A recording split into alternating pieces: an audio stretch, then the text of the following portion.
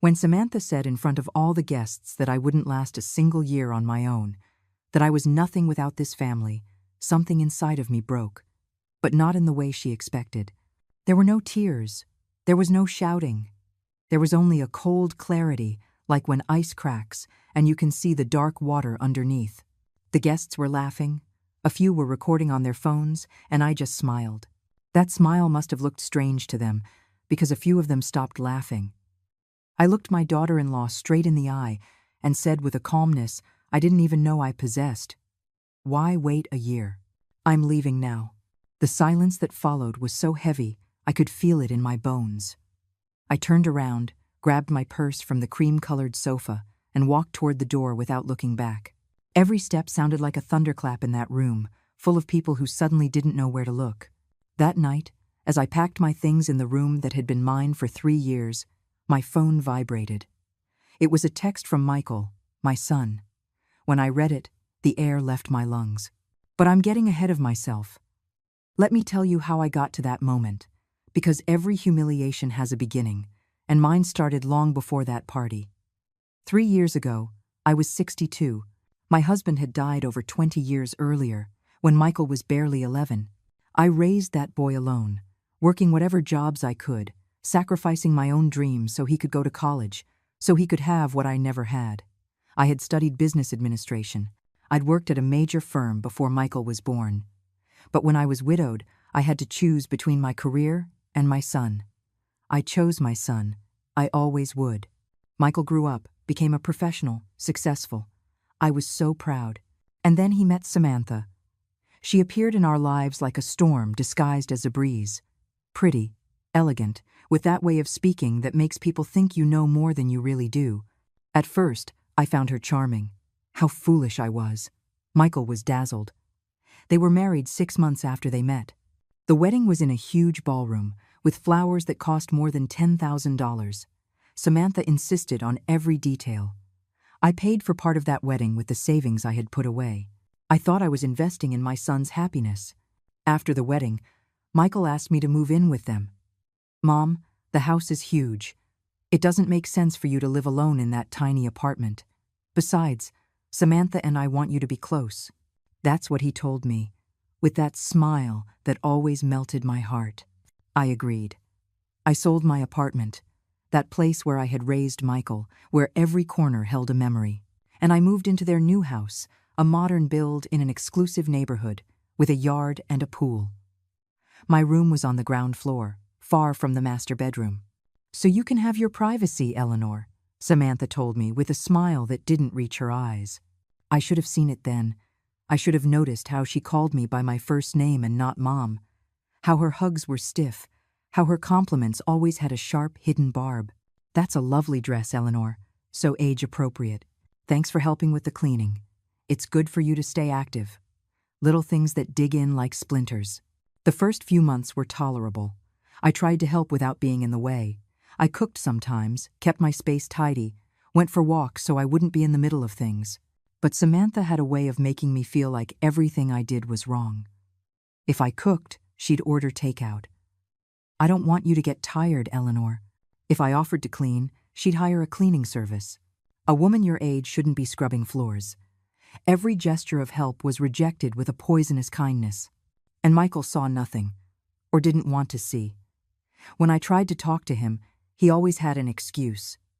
"Mom, Samantha is just worried about you. You're overreacting. She adores you." Little by little, I became smaller in that house, more invisible. I ate alone most of the time because they always had plans. I stayed in my room when they had guests, because Samantha said I needed to rest.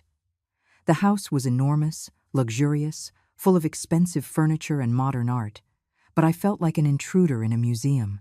Then the party started. Samantha loved hosting events. Every month there was a reason.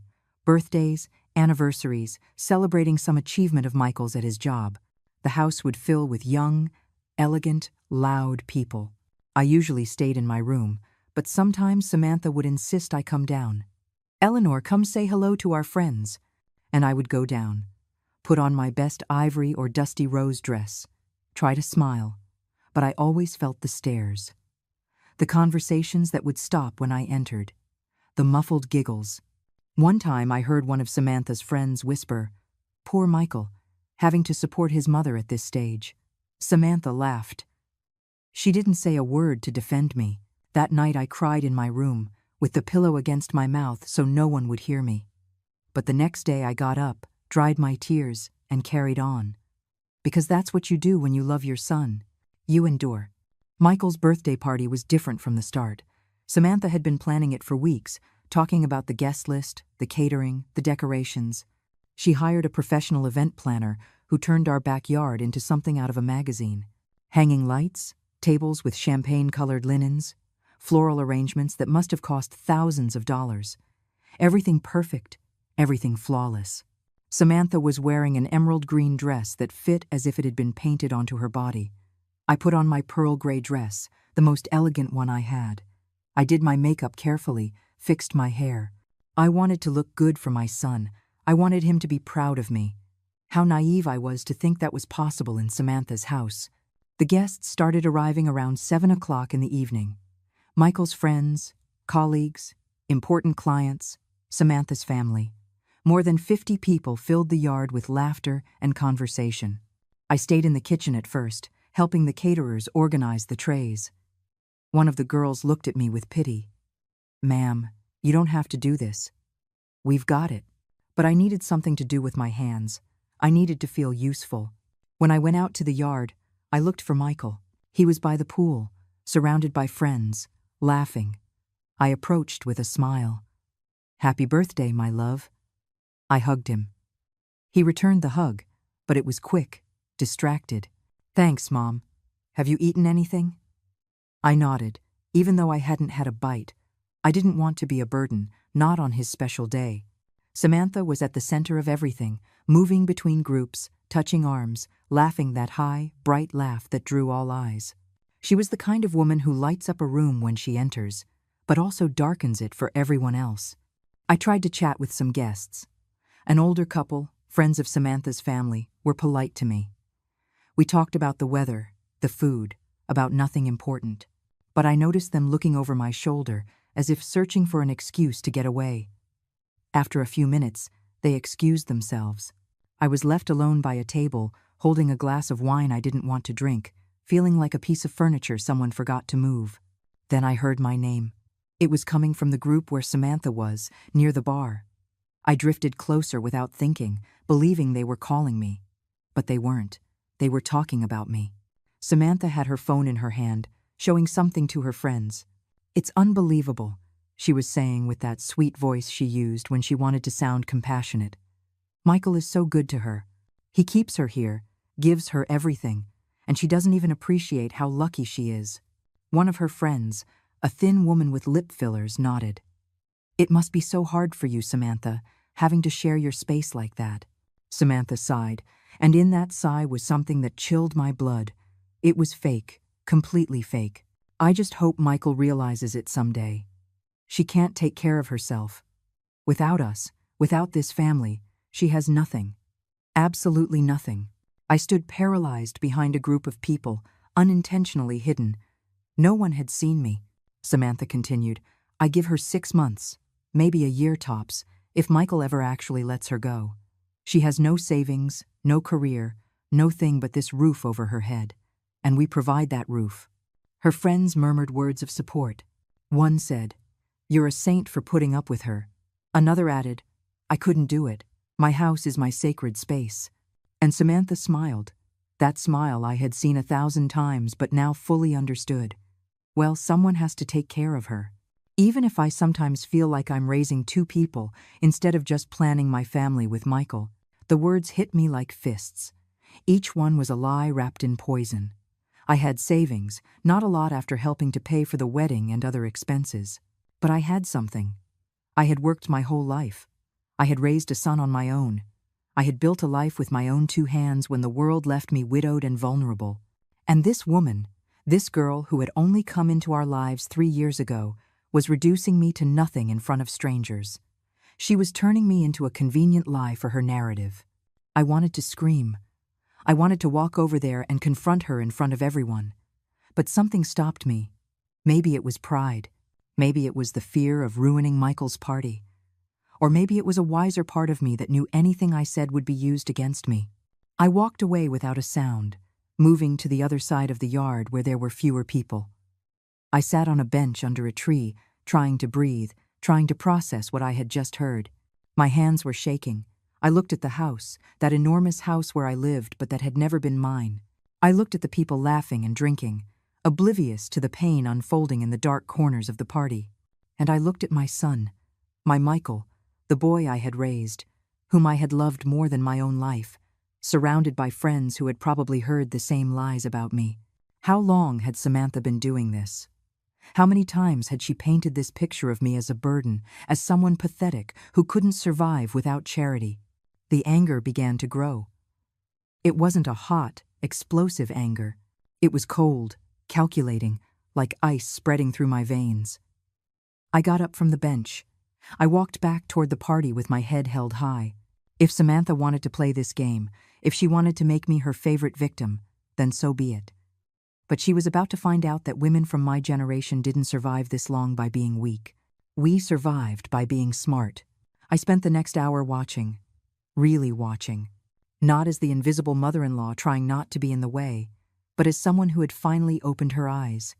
I saw how Samantha touched every guest's arm when she spoke, how she tilted her head with false modesty when they paid her compliments. I saw how she controlled the flow of the party, directing conversations, moving people around like pieces on a chessboard. And I saw how, every time someone mentioned Michael, she made sure to be at the center of that story. We just closed a huge deal. We're thinking of buying a beach property. Our life is so blessed. Our. As if Michael were an extension of her and not his own person. Then it was time for the cake. A 3-tier cake decorated with gold details that must have cost over $500. Samantha called everyone to the center of the yard. The lights dimmed, and someone brought out the cake while we all sang Happy Birthday. Michael was beaming, surrounded by love and attention. Samantha was plastered to his side, her arm wound through his like a vine. When we finished singing, Michael blew out the candles. Everyone clapped, and then Samantha picked up a glass and lightly tapped it with a spoon. The tinkling sound made everyone quiet down. "I'd like to say a few words," she announced with that melodious voice she used for presentations. Everyone looked at her expectantly. She smiled, looking at Michael with adoration. 3 years ago, I met the man of my dreams. And not only did I gain a wonderful husband, but a family too. She paused dramatically. Some guests murmured sweet words. I was standing at the edge of the circle, half hidden behind other people. And part of that family, Samantha continued, and her gaze slid over to me, is Eleanor, Michael's mom. The way she said my name made something in my stomach twist. It didn't sound affectionate. It sounded like she was introducing a problem that needed to be discussed. Eleanor lives with us, she went on, and now several faces turned toward me. Some with curiosity, others with that uncomfortable pity people reserve for difficult situations. And it has been quite an experience. An adventure, I'd say. Nervous laughter. My heart started to beat faster. What was she doing? Michael was looking at her with a confused smile, not understanding where this was going. Samantha took a sip of her drink. But lately, I've been thinking, I've wondered what would happen if Eleanor had to fend for herself. You know, if she had to live alone, manage her own expenses, her own life. The yard had gone completely silent. I could feel my face burning, but I couldn't move. It was like being trapped in a nightmare where you scream, but no sound comes out. And honestly, Samantha said, and now her voice had that tone of fake concern that made her sound generous when she was being cruel, I doubt she could live on her own for more than a year. Maybe not even that. Some people looked down.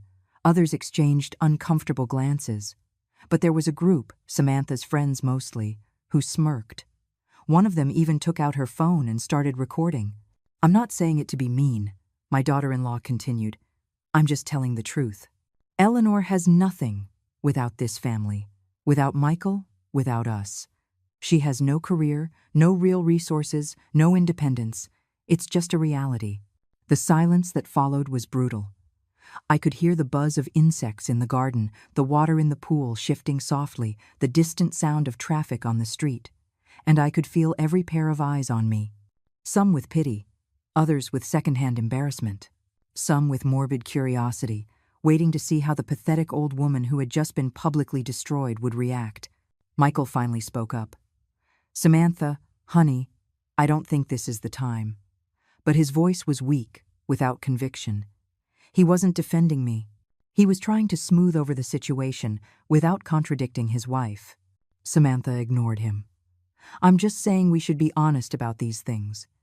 There's no shame in needing help. Eleanor needs this family, and we've been here for her.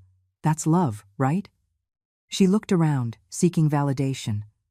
Some people nodded slowly, others just stared into their drinks, and I just stood there, in my pearl gray dress, feeling as though I had been stripped naked in front of strangers. 3 years of small humiliations had culminated in this moment, and Samantha had orchestrated it perfectly, at my own son's party, in front of dozens of witnesses who would now have this image of me seared into their minds. The pathetic mother-in-law, the burden, the old woman who couldn't take care of herself. But then, something changed. Maybe it was hearing my own thoughts spoken in Samantha's words. Maybe it was seeing Michael do nothing, letting his wife publicly demolish me. Or maybe it was simply that something inside me got tired of shrinking. I got tired of making myself small. I got tired of apologizing for existing. I got tired of being invisible in my own life. I took a deep breath and stepped forward, out of the shadows where I had been hiding. People parted slightly, creating a path. I walked until I was standing in front of Samantha, just a few feet away. She looked at me in surprise, and for a second, I saw a flash of worry in her eyes. "Good. Let her worry." "You're right, Samantha," I said. My voice came out steady, clear, louder than it had sounded in months. "You're absolutely right."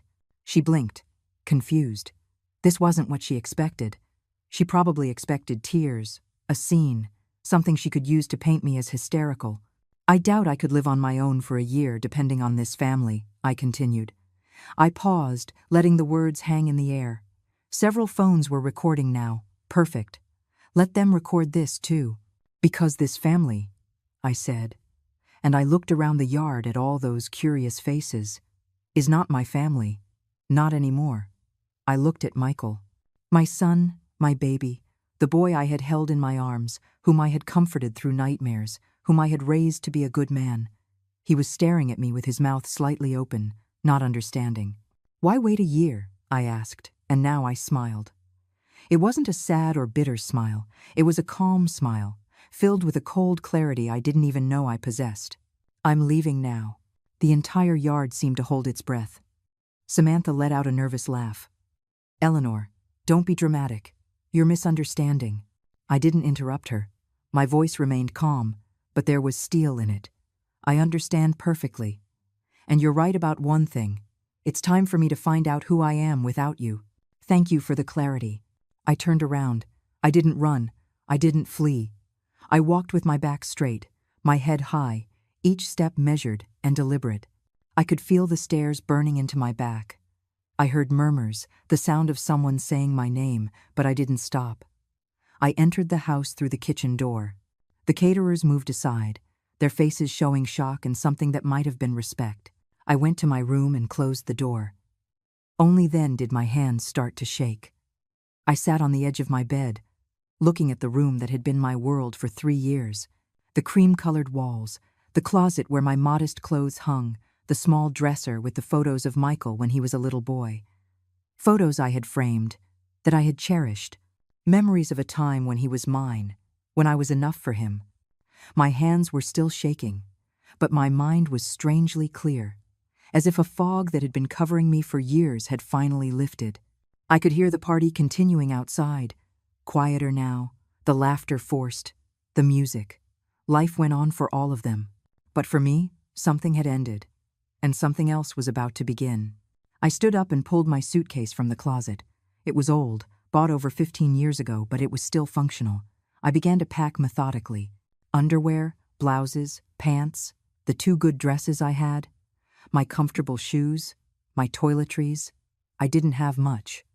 I'd never had much, but what I had was mine, earned with my work, with my effort. As I was folding a peach-colored blouse, I heard footsteps in the hall. Someone knocked softly on the door. Mom.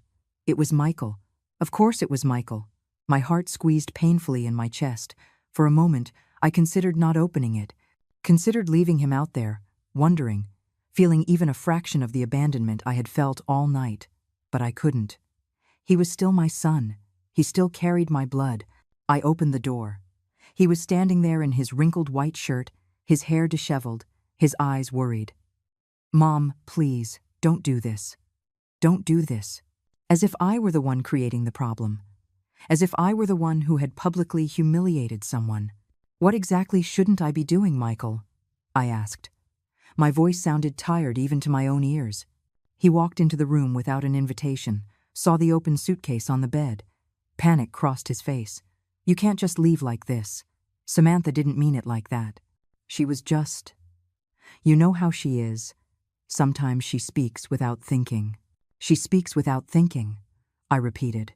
The words sounded hollow. Michael, she spent weeks planning that party. Every detail was perfect. Do you really believe what she said was an accident? He ran his hands through his hair, frustrated. Okay, so maybe she crossed a line. But Mom, you're overreacting too. Leaving like this, making a scene. I made a scene?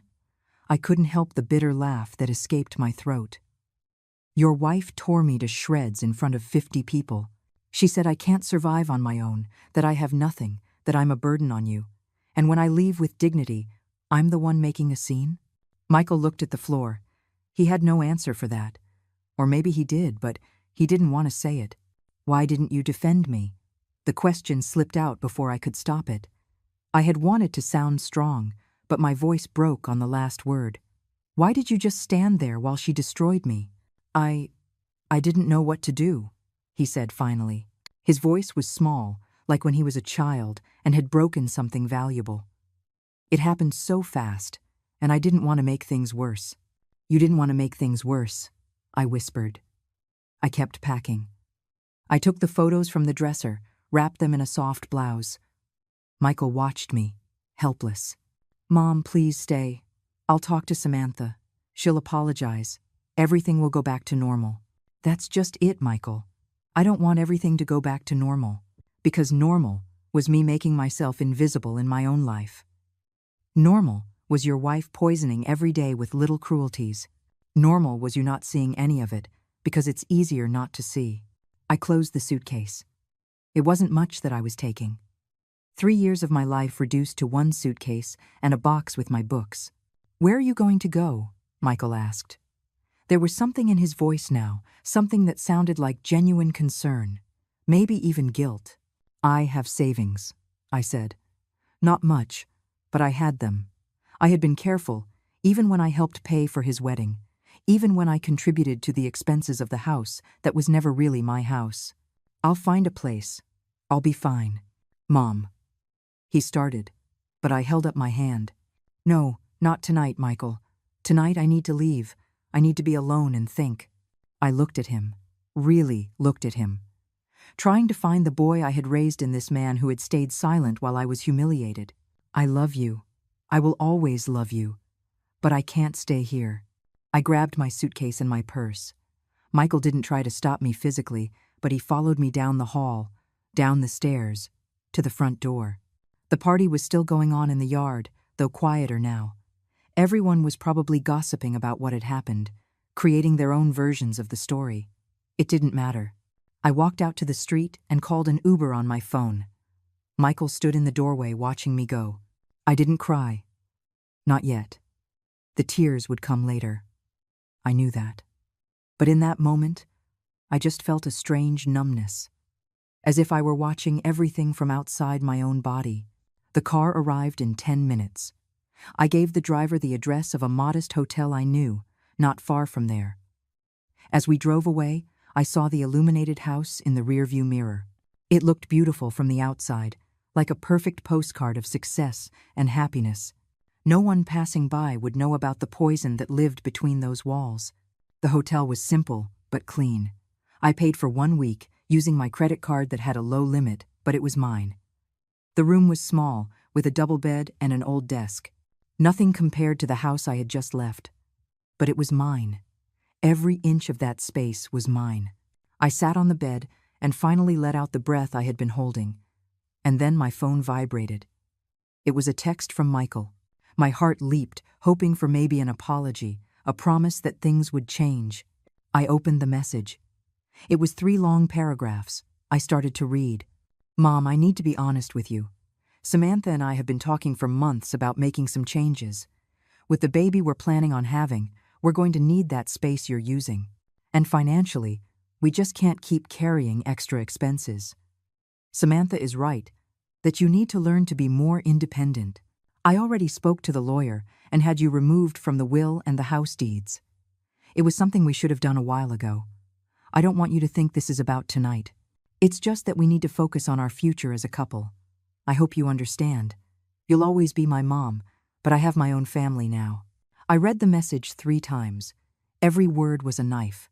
The baby they were planning, the changes they had been discussing for months, removed me from the will, from the house deeds. It was all already planned. Tonight's humiliation hadn't been an impulse. It had been the final push to get me out of their lives permanently. And Michael had allowed it. No, more than that, Michael had actively participated. He had gone to a lawyer. He had signed papers. He had erased my name from his future.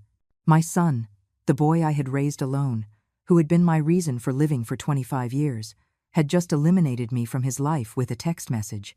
The phone fell from my hands onto the bed. I stared at the white hotel wall, not really seeing anything. And then, for the first time all night, I cried. I cried for the son I had lost. I cried for the years I had sacrificed. I cried for the woman who had been foolish enough to think that unconditional love was enough. I cried until there were no tears left, until my throat ached and my eyes were swollen. I cried until the sobs turned into anger, and that anger, cold and brilliant as a diamond, turned into something else. It turned into determination, into clarity, into power. If they wanted to see me fall, if they expected me to crumble, to beg them to let me come back, then they were in for a surprise. Because Eleanor Thompson had died tonight in that backyard, and the woman being born in this cheap hotel room was someone else entirely. She was someone who had forgotten just how strong she could be. I woke up the next day with swollen eyes and a dry throat, but with a mental clarity I hadn't felt in years. The sunlight streamed through the hotel window, illuminating the simple room that was now my temporary home. I looked at myself in the bathroom mirror. The woman looking back at me was 65 years old, wrinkles around her eyes, graying hair that I had always been ashamed of. But there was something different in that gaze. There was fire. I washed my face, combed my hair, and put on clean clothes. Then I took out my old laptop, the one I'd bought years ago and barely used because Samantha always commented on how outdated it was. I powered it on and started making a list. Not an emotional list of complaints or regrets. A practical, strategic list of resources and possibilities. First, my savings. I had approximately $23,000 in my bank account. It wasn't a fortune, but it wasn't nothing, either. It was the result of years of being careful, of not spending on nonsense, of saving every penny I could. With that, I could rent a small apartment for several months while I figured out what to do. Second, my education. A bachelor's in business administration, completed over 30 years ago. Experience working at a consulting firm before Michael was born. I had left all that to raise my son, but the knowledge was still there, tucked away somewhere in my brain. Third, my contacts. Decades had passed, but maybe some people still remembered me. It was worth a try. I opened my email, that old account I almost never used, and there, among the spam and notifications, I found something that made me pause.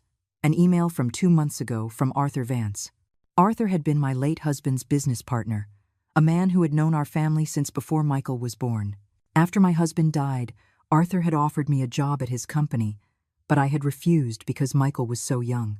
We kept in sporadic contact for years, until I moved in with Michael and Samantha and lost track of many people. The email read, "Eleanor, I hope you are well. I've been thinking of you lately. If you'd ever like to grab a coffee and catch up, I'd love to see you. I've always admired your mind for business. All the best, Arthur. I stared at that email for a long time. 2 months. It had arrived 2 months ago, and I had never seen it because I'd stopped checking my email regularly. Samantha always said I didn't need to be glued to technology, that I should enjoy my retirement. Retirement, as if I had chosen to retire, as if I didn't have decades of productive life still ahead of me. With slightly trembling hands, I replied to the email. Arthur, thank you for thinking of me. I would love to get that coffee. Are you free this week? I have a lot to tell you, Eleanor.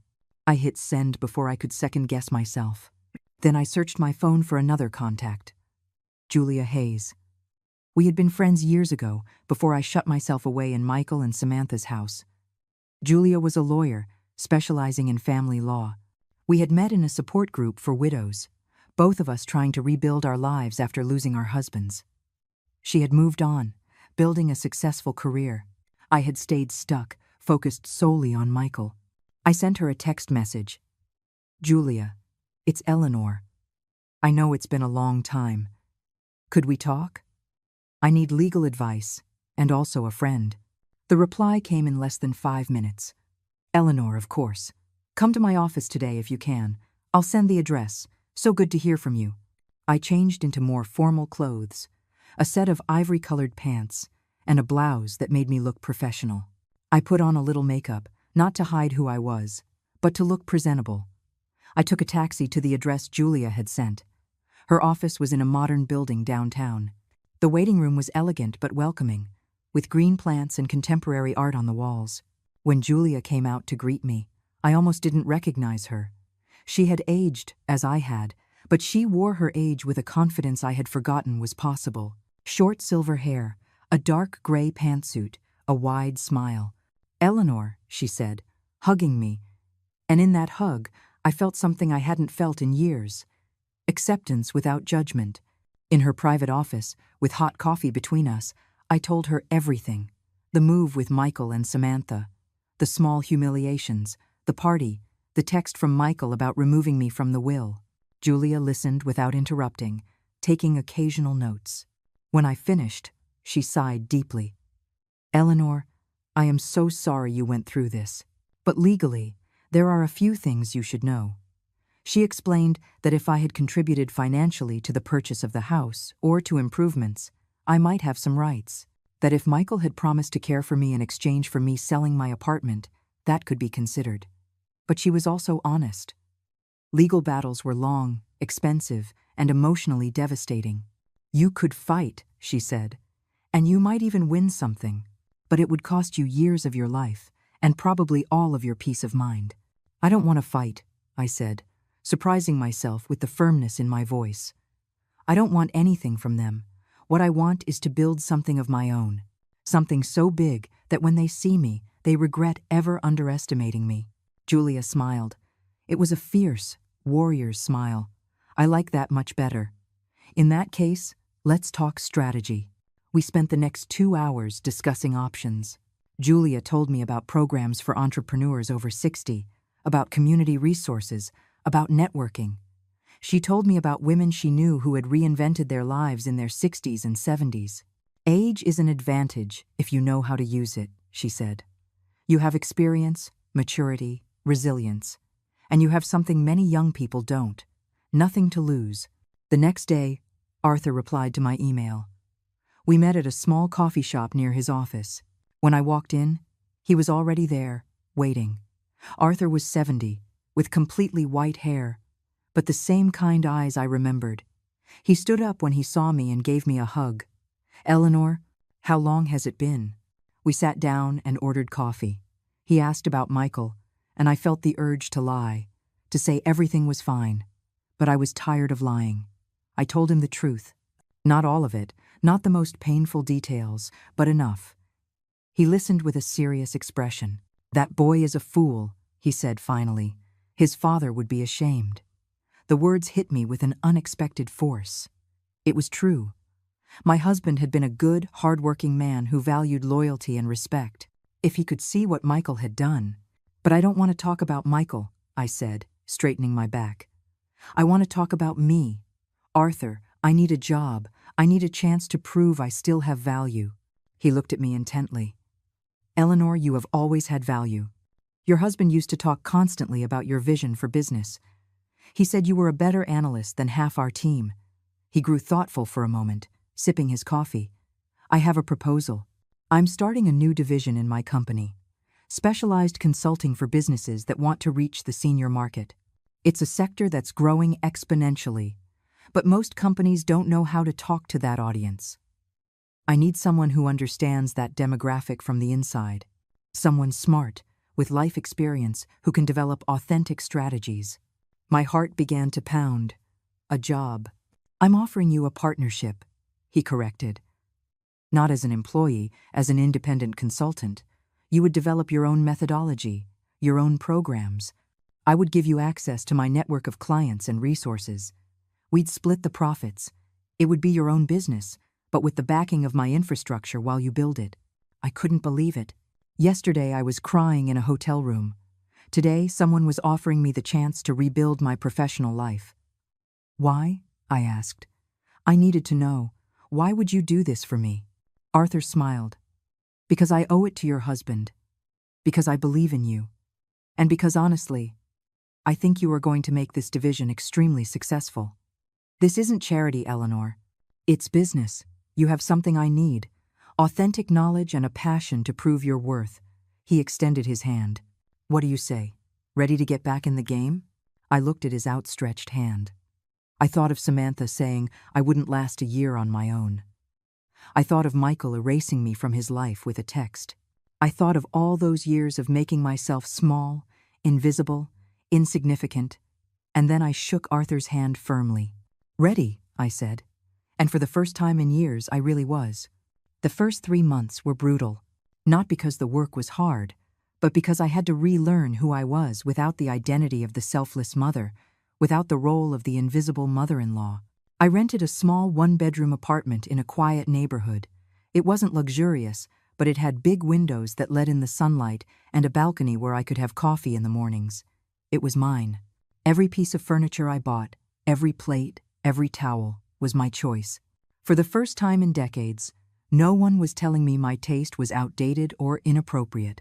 I bought a used but solid desk, an ergonomic chair, and turned the corner of my living room into an office. This was where my new future would be born. Arthur kept his word. He connected me with my first client the second week, a chain of gyms that wanted to attract adults over 55 but didn't know how without sounding condescending. I sat down with their marketing directors, all in their 20s with prestigious degrees and zero understanding of their target audience. They looked at me with that mix of curiosity and skepticism reserved for older people in the corporate world. Eleanor, one of them started, a guy with thick glasses and a carefully scruffy beard. We appreciate you being here, but our brand is very modern. We don't want to alienate our younger audience. I smiled. It was the same smile I had used on Samantha that night in the yard. Calm, full of knowledge they didn't possess. Let me explain something to you, I said, opening my laptop where I had prepared a presentation. The over 55 market controls over 70% of the disposable income in this country. They have paid-off houses, substantial savings, and free time, but you're ignoring them because you assume they aren't cool. You know what isn't cool? Leaving money on the table because of generational bias. I showed them statistics, case studies, financial projections. I spoke for 45 minutes about demographics, consumer behavior, and strategies for inclusion without condescension. When I finished, the guy with the glasses was no longer looking at me with skepticism. He was looking at me like he had just struck gold. When can you start? He asked. I already have, I replied. I walked out of that meeting with a $25,000 contract to develop their entire strategy. With that first success, other clients started to come. A tech company that wanted to simplify its products for older users. A travel agency specializing in senior tourism. A pharmaceutical company that needed clearer communication. Every project taught me something new and gave me back a piece of the woman I had been before I got lost in motherhood. It wasn't that I regretted raising Michael, but I regretted disappearing in the process. I worked 12-hour days, not because I had to, but because I loved it. Every presentation, Every analysis, every strategy was a declaration. I am still here. I still matter. I can still build things. Julia became my confidant and unofficial advisor. We met every 2 weeks for dinner, and she helped me navigate the legal world of contracts and business. You need to formalize this, she told me one night over cheap pasta and wine. Create an LLC. Protect your assets. This isn't a hobby anymore, Eleanor. This is a real business. She was right. With her help, I established my own company, Silver Strategies Consulting. The name was deliberate. Silver for the gray hair, for the wisdom that comes with years. I wasn't hiding from my age. I was branding it. I designed a simple but elegant logo. I created a basic website. And I started building a presence on social media, something I'd never done because Samantha always said older people looked ridiculous on Instagram. But it turned out there was a huge market of women my age who were sick of being invisible. I started posting about reinvention after 60, about starting businesses in your senior years, about not letting others define your worth. My first posts got 5 or 10 likes, then 50, then hundreds. Women would write me private messages, sharing their own stories of humiliation, of being dismissed, of waking up one day and realizing they had disappeared. And I answered every single one. It's not too late. It is never too late. I am 65, and I am just getting started. My words resonated because they were true. I wasn't selling a fantasy. I was living proof. 6 months in, my business was generating more money than I had earned in my entire previous life. I wasn't a millionaire, but I was comfortable. More than comfortable. I was able to move into a better apartment, in a building with security and a gym. I bought new clothes, not because the old ones were bad, but because I wanted to. Brightly colored dresses that Samantha would have said were inappropriate for my age. Elegant coats that made me feel powerful when I walked down the street. I cut my hair in a modern style that framed my face. I wasn't trying to look younger. I was trying to look like me. Strong, capable, present. People began to notice me in different ways. In business meetings, they no longer treated me like a lost grandmother. They treated me like an expert. Arthur was thrilled. Eleanor, we need to expand this.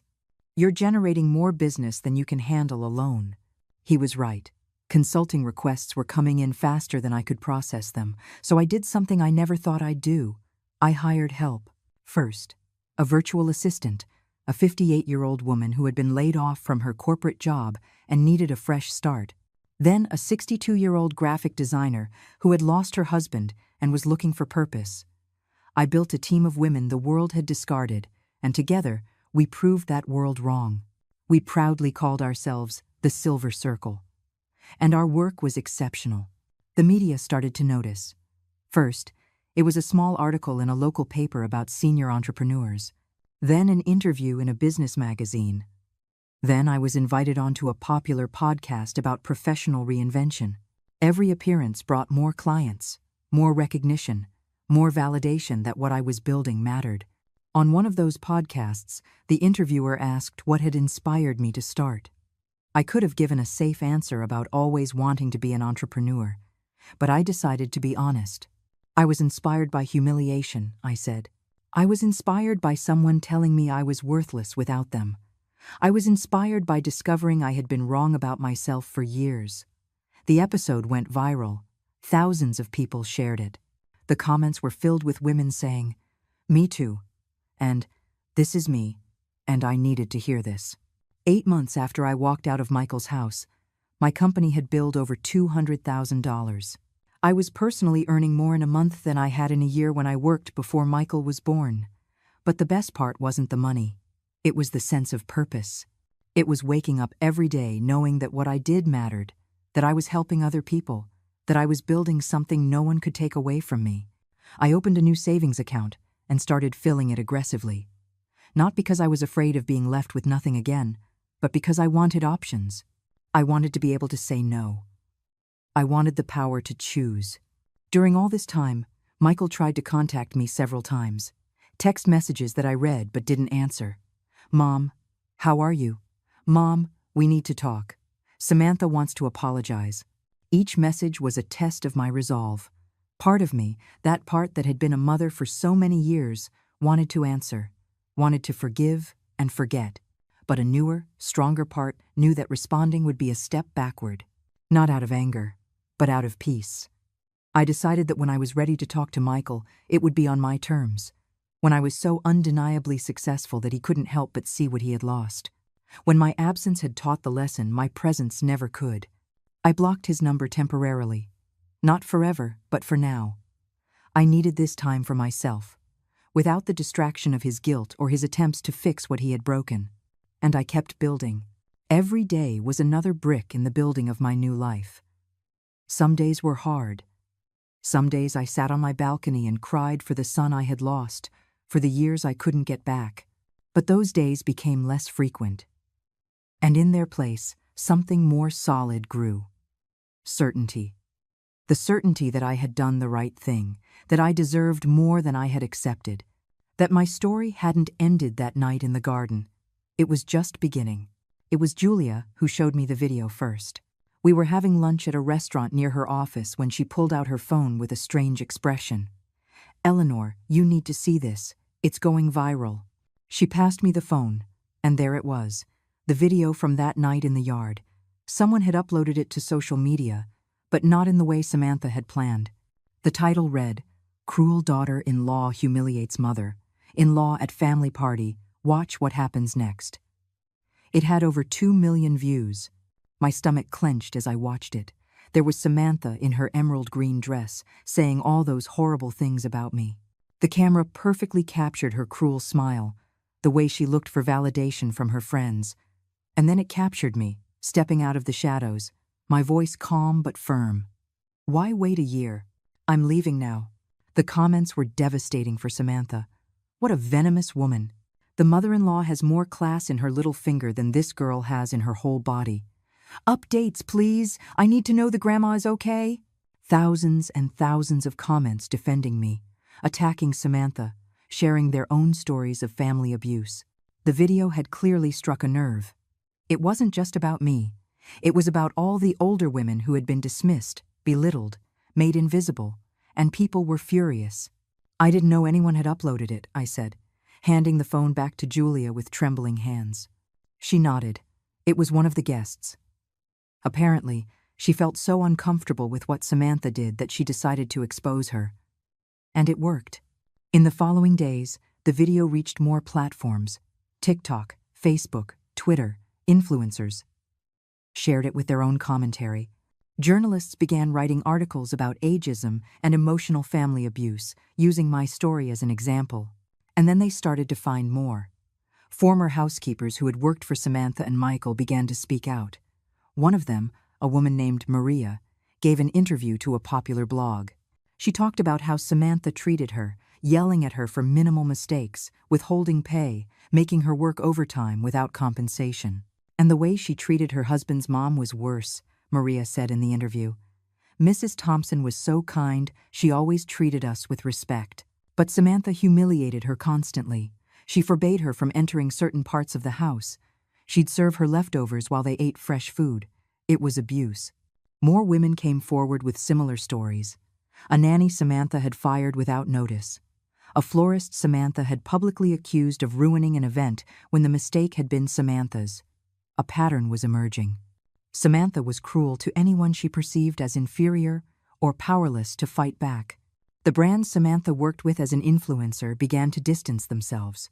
She had a small YouTube channel about luxury lifestyles and a few minor brand deals. One by one, those contracts were canceled. The companies issued statements saying their values did not align with abusive behavior. Samantha's YouTube channel lost thousands of subscribers in days. Her Instagram posts, which used to get thousands of likes, were now flooded with hundreds of negative comments. Abuser. Fake. Karma. I watched all of this from a distance, with complicated feelings.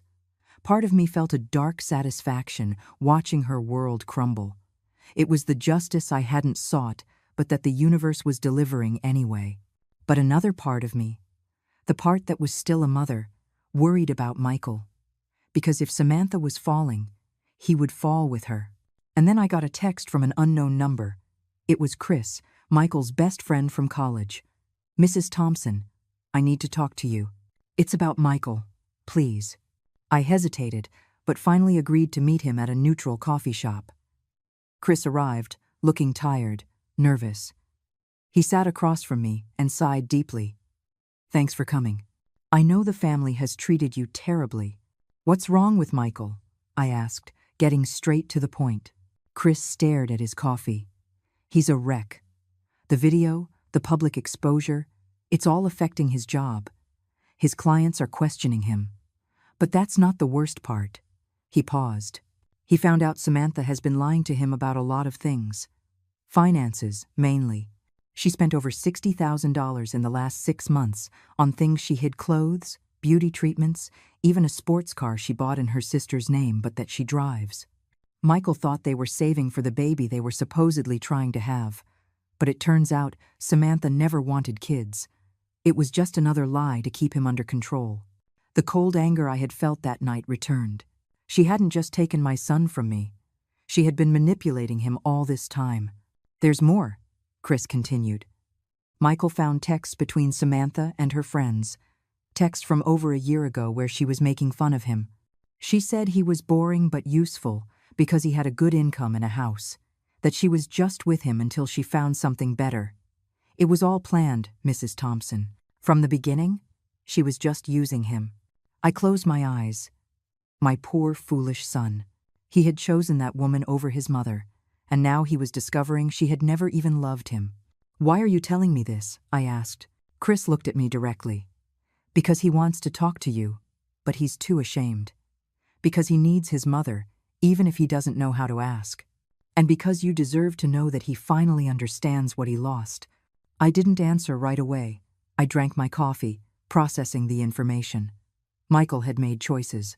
He had chosen to believe Samantha. He had allowed my humiliation. He had erased me from his life with a text. The consequences of those choices were his to bear. Tell Michael, I said finally, that when he's ready to talk, I'll be ready to listen. But not because I need him to, because he might need to. Chris nodded, understanding. That's fair. More than fair.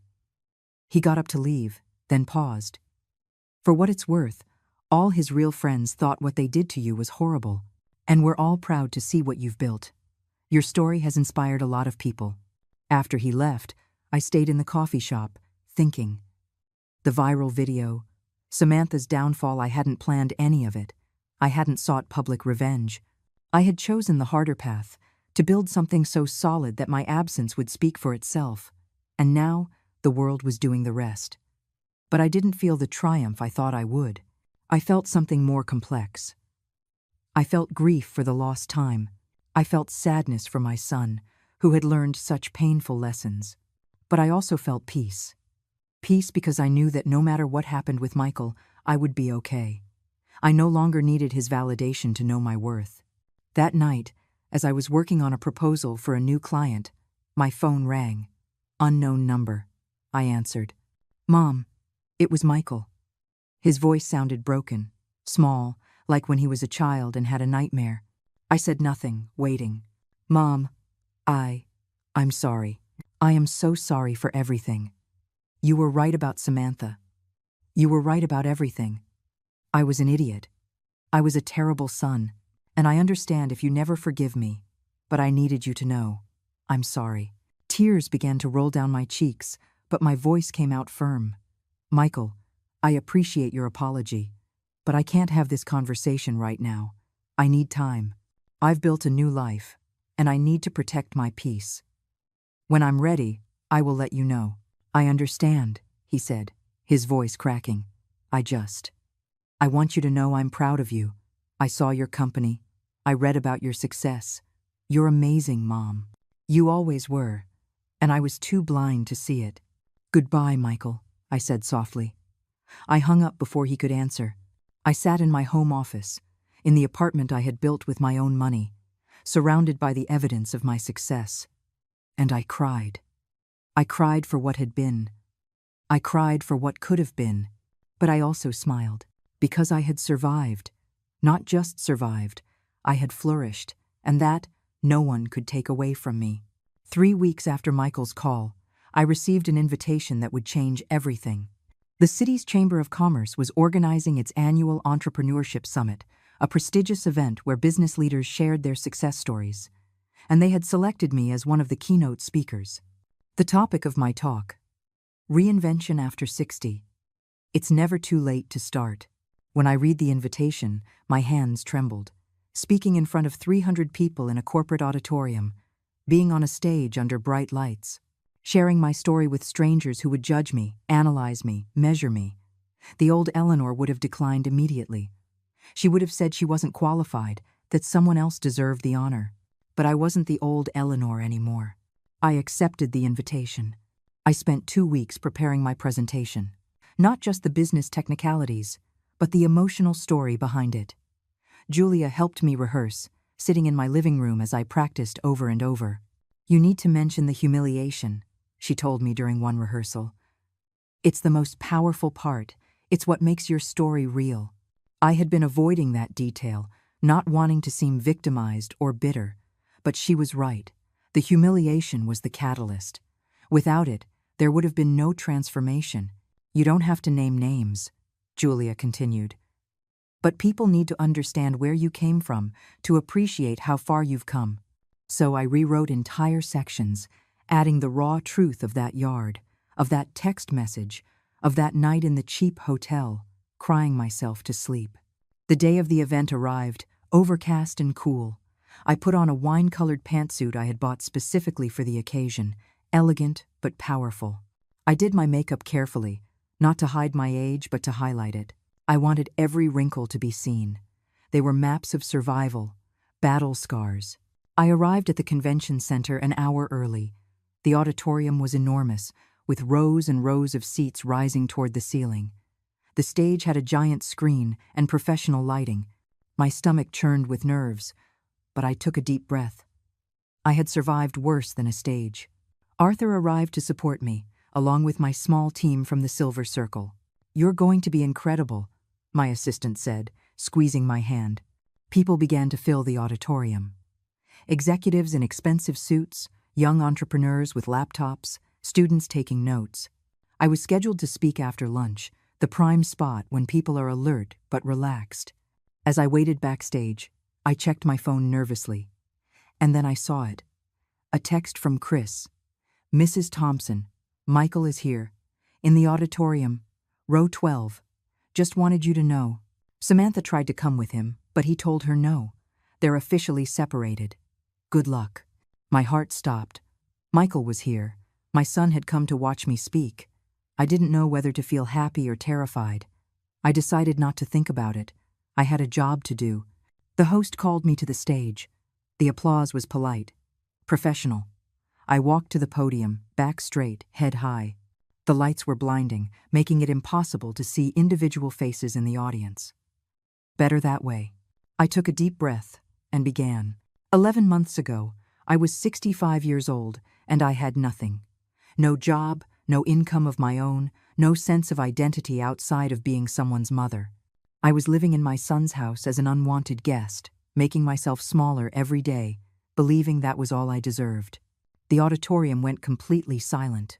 And then, at a family party, someone told me that I wouldn't last a year living on my own, that I was nothing without that family.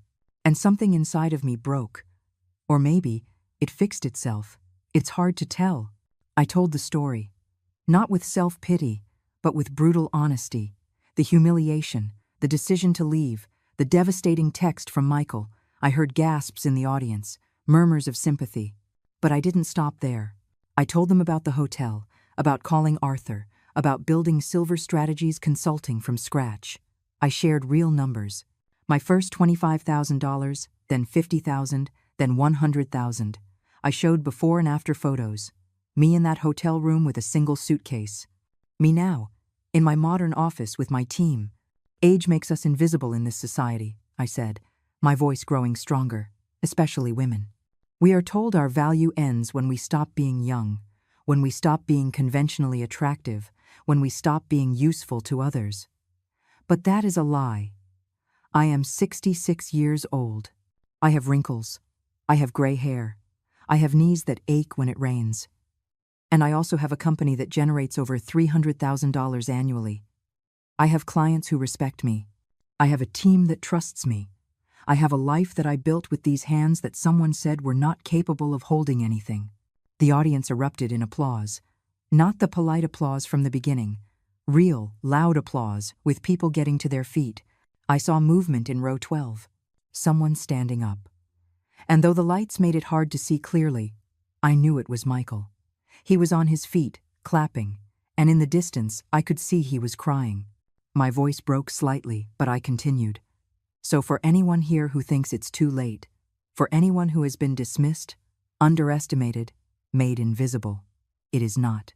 You are not too old, too tired, too late. You are exactly what the world needs. Experience, resilience, wisdom. Use it. When I finished, the ovation was deafening. People of all ages on their feet, applauding. I saw tears on many faces. The host had to wait almost 2 minutes before the noise died down enough to speak.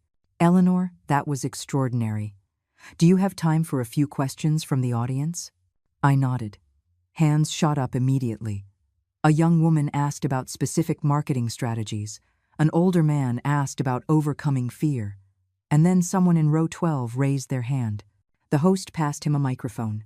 Michael's voice, amplified throughout the auditorium, asked, "Is there room for forgiveness in your story of reinvention? Or are some wounds just too deep?" The auditorium fell silent. It wasn't the kind of business question they were expecting. It was personal, raw, obviously loaded with meaning. I looked toward where Michael stood, my eyes finally adjusting to the lights. I could see him clearly now. My son, thinner than before, with dark circles under his eyes, but looking at me with something I hadn't seen in years. Genuine respect. "That's a complicated question," I said slowly, choosing my words with care. "I believe forgiveness isn't something you owe to other people. It's something you give yourself so you can move on. I have forgiven the people who hurt me not because they deserve it, but because carrying that anger was hurting me." I paused. But forgiving doesn't mean forgetting. It doesn't mean letting the same people hurt you in the same way again. It means setting boundaries, protecting your peace, and rebuilding trust slowly, if it's rebuilt at all. Michael lowered the microphone, nodding. I could see he understood. He understood that the door wasn't closed forever, but it wasn't wide open either. I answered a few more questions before the event continued. When I walked off the stage, I was surrounded by people wanting to talk to me, to exchange business cards, to share their own stories. But my eyes kept searching the crowd for Michael. Finally, I saw him, waiting at the edge of the group, not forcing his way in, just waiting patiently. When the crowd finally thinned, he approached. We looked at each other for a long moment without saying anything. And then he spoke, his voice barely a whisper. "I'm so proud of you, Mom, and so ashamed of myself." "I know," I said simply. "Michael, you need to understand that I can't go back to being who I was. That woman died that night in your yard. This version of me has boundaries. She has expectations. She has self-worth that isn't dependent on being your mother." "I understand," he said quickly. "And I'm not asking you to come back. I'm not asking you to pretend nothing happened. I'm just asking for a chance to get to know this new version of you, to rebuild something, even if it's different." I looked at him. "My son, my greatest love and my greatest sorrow. We can try," I said finally, slowly, "coffee once a month, to start. No promises, no expectations. Just two people learning to know each other again." Tears rolled freely down his face now. "Thank you, Mom. That's more than I deserve." "Yes," I agreed softly. "It is. Don't waste it." A year after that night in the garden, my life was unrecognizable. Silver Strategies Consulting had grown beyond my wildest dreams. It was no longer just me and a small team. I now had real offices in a corporate building downtown, with 12 full-time employees, all women over 50 who had been discarded by the traditional corporate world. We had expanded into 3 countries, Mexico, Colombia, and Spain. Contracts were coming in faster than we could process them. Fortune 500 companies wanted my expertise. Universities invited me to give lectures. My story had been featured in international business magazines, always with the same angle. the woman who turned humiliation into an empire. Money was no longer a concern. I had surpassed $1 million in annual revenue. I bought a beautiful apartment overlooking the city, the kind of place I used to look at in magazines, thinking it would never be for someone like me. I had art on the walls, elegant furniture I had chosen personally, a balcony where I drank coffee every morning watching the sunrise. But the best part wasn't the material things. It was the sense of solidity, of knowing that no one could take away what I had built, because I had built it myself with my intelligence, my hard work, my refusal to disappear. Every morning I looked in the mirror and saw a woman I liked, a strong woman, a woman who had survived and flourished. Michael and I had been seeing each other once a month, just as I'd promised. Awkward coffees at first, with long silences and careful conversations. But slowly, very slowly, something was growing. Not the mother-son relationship we had before. That had died and wasn't coming back. This was something new, something more honest. He told me about his divorce from Samantha, which had been brutal and public. She had fought for the house, for money she hadn't earned, using every manipulative tactic in her arsenal. But in the end, the truth had won. Michael kept the house, but he decided to sell it. "I can't live there," he told me at one of our coffees. "Every room has memories of how I treated you, of how I let her treat you." I didn't console him. That was his burden to carry, his lesson to learn. He told me how Samantha had tried to ruin him after the divorce, posting lies on social media, contacting his clients with fabricated stories. But the world already knew who she really was. The viral video had marked her permanently. Now she was working retail at a department store, an honest job, but a far cry from the luxury life she had planned. "I sometimes feel sorry for her," I admitted at one of our meetings. He looked at me, surprised. "How can you? After everything she did to you?" Because she built her entire life on lies and manipulation. And when that building collapsed, she had nothing real underneath. I did. I had real skills, real experience, real strength. She never developed anything of her own. That's a sad way to live. Michael had been going to therapy, something he told me shyly, as if expecting me to mock him, but I encouraged him. Good. We all need help processing our decisions. To understand why we do the things we do. He told me his therapist had helped him see patterns. How he had chosen Samantha because she was dominant and he wanted someone else to make decisions. How he had sacrificed his relationship with me because it was easier than confronting his wife. "I was a coward," he said at one of our last coffees. "Not just with you. In my whole life. I let other people decide for me. And then I was surprised when things went wrong." "Awareness is the first step," I told him. "But it only matters if you use it to change." He nodded, taking my words seriously in a way he never had before. And then the invitation arrived. The biggest business event of the year. A gala recognizing the most outstanding entrepreneurs of the year. And I was nominated. Not just nominated. I was told I was the favorite to win in my category. Business reinvention. The gala would be at the most exclusive hotel in the city. 500 guests. Media coverage. The kind of event where careers are changed. I was given 3 guest tickets. I invited Arthur, of course. Without him, none of this would have been possible. I invited Julia, my constant rock through this whole journey. And after thinking about it for a long time, I offered the 3rd ticket to Michael. "You don't have to go," I told him. "I understand if it would be uncomfortable." He looked at me with shining eyes. "Mom, I wouldn't miss this for the world." The night of the gala was bright and cold. I wore a long champagne-colored gown that made me feel like royalty. I had let my hair grow out a bit, all silver gray now, no dye, and had it styled in an elegant updo. Simple but expensive jewelry I had bought for myself as a symbol of my success. When I arrived at the hotel with my team, the camera flashes surprised me. Reporters wanted interviews. "Mrs. Thompson, how does it feel to be nominated? What advice do you have for women who want to reinvent themselves? Your story has inspired millions. What's next for you?" I answered every question with grace, feeling the confidence flow through my veins. This was my night. I had earned it. The ballroom was spectacular. round tables with white linens and enormous floral centerpieces, an orchestra playing soft music, waiters circulating with champagne and appetizers.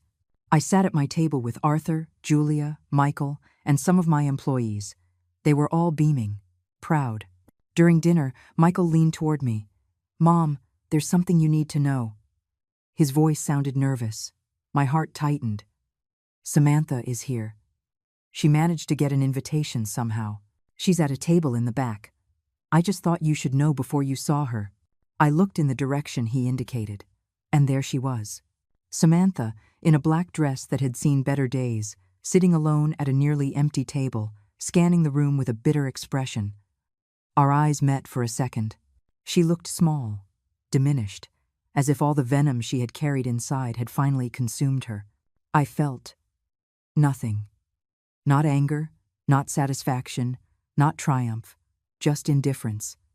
She no longer had any power over me. She was irrelevant to my story. I turned my back to her and continued my conversation with my table. Then it was time for the awards. Several categories were announced first: tech innovation, social entrepreneurship. Each winner went up to the stage to enthusiastic applause. And then my category arrived. The Business Reinvention Award recognizes an entrepreneur who has overcome significant adversity to build a successful business. This year, the nominees are. They read 3 names, including mine. My heart was beating so hard I thought everyone could hear it. And the winner is Eleanor Thompson, founder of Silver Strategies Consulting. The room exploded in applause. My table leaped to their feet, cheering. Michael had tears rolling down his face. Arthur hugged me tightly. "You did it," he whispered. "I always knew you would." I walked to the stage, my legs trembling, but my head high. The award was a beautiful crystal plaque, heavy in my hands. I stood at the microphone, looking out at 500 people, on their feet, applauding. I scanned the crowd for Samantha. She was sitting, alone at her table, staring at me with an expression I can only describe as absolute defeat. And in that moment, I understood something profound. I hadn't won because she lost. I had won because I chose to build instead of destroy. Because when she tried to make me small, I chose to become enormous. Not for revenge, but for survival. Not to prove anything to her, but to prove everything to myself. "Thank you," I began, my voice firm and clear. "A year ago, someone told me that I had nothing. And that person was right. I had nothing, except a decision to make, to disappear or to flourish. I chose to flourish, and in the process I discovered that it is never too late to become who you were meant to be. This award isn't just mine. It's for every woman who has been dismissed, underestimated, made invisible. It's for every person who has picked themselves up off the floor after being knocked down.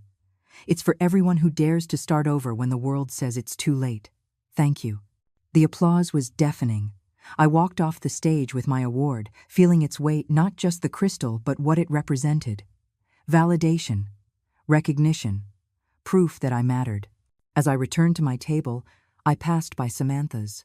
She was looking at me, her eyes filled with something that might have been regret, or maybe just envy. I paused for a second, and then I kept walking. Not with cruelty, simply with indifference. She was no longer part of my story. That night, after the gala ended, Michael walked me to the car. "Mom," he said, his voice breaking, "I am so proud of you. And so sorry. I wish I could turn back time." "I wouldn't," I said honestly. "If I could turn back time, I would still be that small, invisible woman settling for crumbs, that night in your yard when Samantha humiliated me. It was the greatest gift anyone has ever given me. It set me free. It forced me to see myself, and it gave me the anger I needed to transform." I looked at him, my son, this imperfect man I loved in spite of everything. "So, thank you. Tell Samantha," I said. "Thank you. Because without her cruelty, I never would have discovered my strength." He nodded, understanding. We hugged, a real hug, with forgiveness and hope woven in. That day, she thought she was destroying me, but it was the day I began, and this is only the beginning.